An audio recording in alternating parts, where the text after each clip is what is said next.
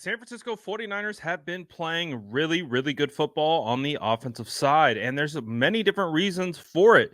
You've got Deebo Samuel, you've got Brandon Ayuk, you've got Christian McCaffrey, George Kittle, and all the other pieces added into the mix. And of course, you have Brock Purdy.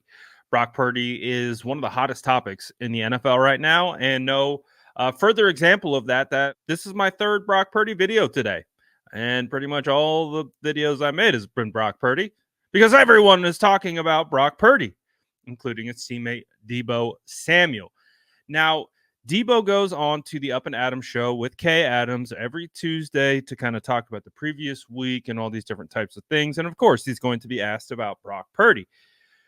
Well, there's nothing too crazy that he says, but I want you to wait until the very end of this clip to listen to the way Deebo explains why defenses are having to play them differently, right? Like, Kyle Shanahan, one of the most innovative offensive play callers that has ever been in the NFL, all these weapons, but all of a sudden defenses have to play them differently.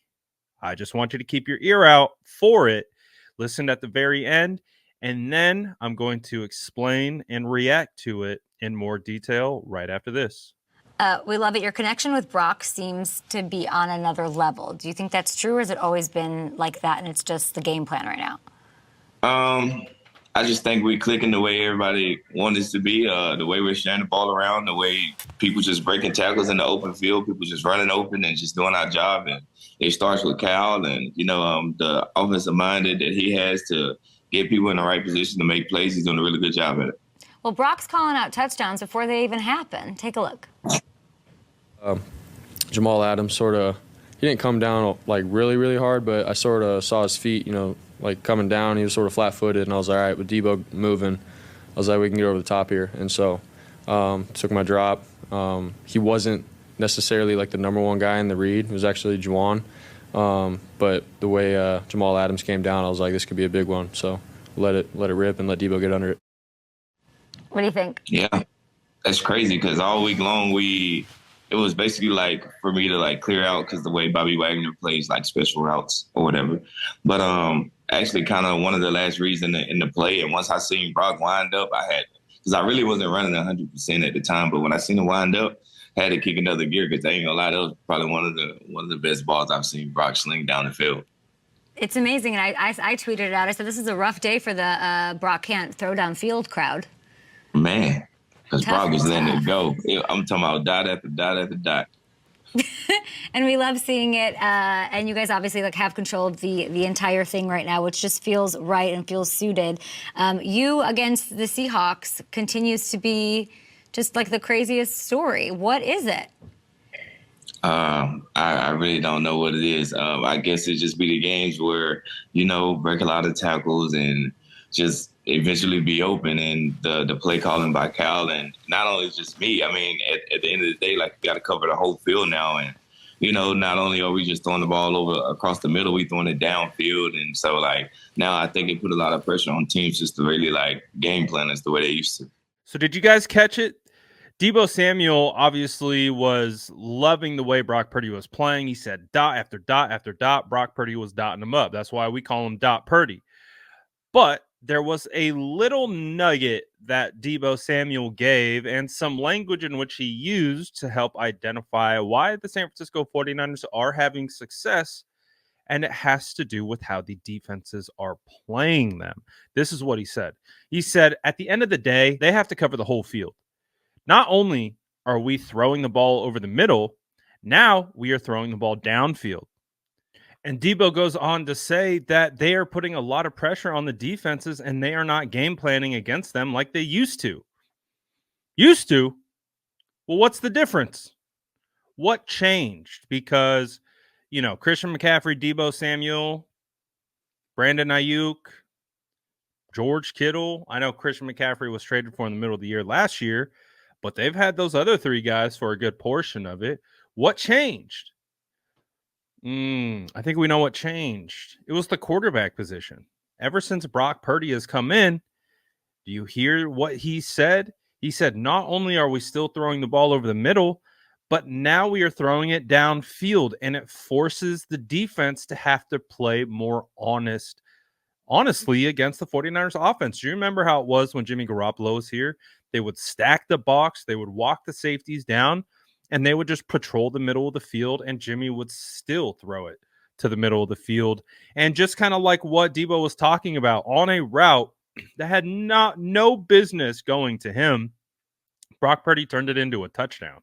Like, that's just the difference. Like, Brock Purdy right now is the difference. And I don't know how many times we need to hear the players talk about it. I don't know how many times we need to see the film say it. But Brock Purdy right now is the difference in the 49ers offense that we've seen since Kyle Shanahan arrived in San Francisco. Like, do we recognize that? Like, and again, this isn't meant to be slander at Jimmy Garoppolo. It's just he was the last quarterback that we saw under center, so he's the natural comparison. And the way the offense operates is we're watching the full offense. With Jimmy Garoppolo, we knew we were watching a capped offense that could only do so many things. And Jimmy rarely pushed the ball downfield. And when he did take his shots, he was successful at times, but it was hit or miss. You just never knew with Jimmy Garoppolo. And so right now, I feel like the reason why these videos keep getting made is because people keep arguing about Brock and I think there's a lot of information out there right now, and people just don't. Some people don't know where to look. Some people don't know who to trust. And so I think part of what I'm trying to do is just, again, provide you with the context and the information to be able to understand and properly be able to evaluate the situation. Whereas, we talked about Cam Newton earlier, who called him a game manager. Like, if you listen to the way Deebo Samuel talks about Brock Purdy, and talks about the offense now and all these different types of things, Brock Purdy's putting defenses in the blender because they don't know what to do against him.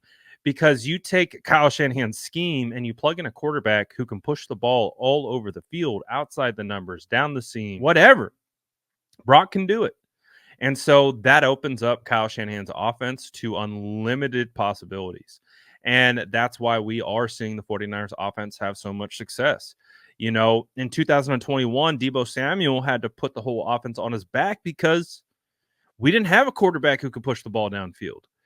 Jimmy Garoppolo at that time just didn't do that. And so it really limited the offense. And, they didn't have Raheem Mostert anymore to be able to run the outside zone.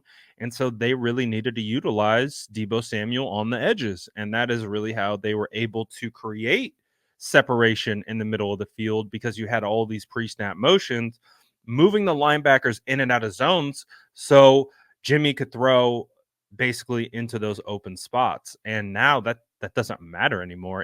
If defenses try to defend the San Francisco 49ers like they used to with Jimmy Garoppolo, they would get eaten alive. And we're already seeing that example play out week in and week out. The perfect example is Jamal Adams peeking his eyes in the backfield and playing flat-footed and not respecting the deep ball. And because he didn't respect it, he got cooked. And so what people need to continue to rationalize about this whole Brock Purdy discourse is, yes, part of what we do here is we identify the nonsense so that we can let you know that, hey, this is nonsense. And then part of what we do is like, oh, see this is what we listen to. This is what we give our weight and credit to when trying to evaluate something. These little nuggets by Deebo Samuel, kind of talking about how the offense, basically the way defenses have evolved to play against this offense. And the main reason that is because of Brock Purdy. Now, of course, he has all these weapons. Kyle does all this pre-snap motion. You have CMC, you have Deebo, the ultimate gravity players in the NFL. And that, of course, is going to make things so much easier. But the difference is, and it goes back to what Deebo Samuel says, not only are we throwing the ball over the middle, but now we are throwing the ball downfield. And that puts a lot of pressure on defenses to play us a specific way, opposed to what they used to do, which was walk safeties down in the box and just play the slant. That was the recipe for stopping the 49ers passing game. We would watch it consistently on film week in and week out. We would bang our heads against the table and be like, oh my gosh, it doesn't matter how many guys are in the middle of the field. Jimmy's still throwing that slant. So that again is the identification of how one quarterback from another can have a tangible difference on the entire output of an offense. And it comes to Brock Purdy being a complete quarterback who can push the ball all over the field. And that opens up the entire offense for Kyle Shanahan to do everything else that he wants to do. And not only that, Brock Purdy is smart enough to be able to handle all of those things and do all those different types of things that Shanahan wants to do. So let me know what you guys think about what Deebo Samuel had to say. I thought that the words and the in which how he said it really made my ears perk up. It's not like a direct comparison. It's more indirect. And but as someone who's seeing all this stuff constantly, this stood out to me. Did it stand out to you? Let me know in the comments below. And as always, make sure to like and subscribe for more updates.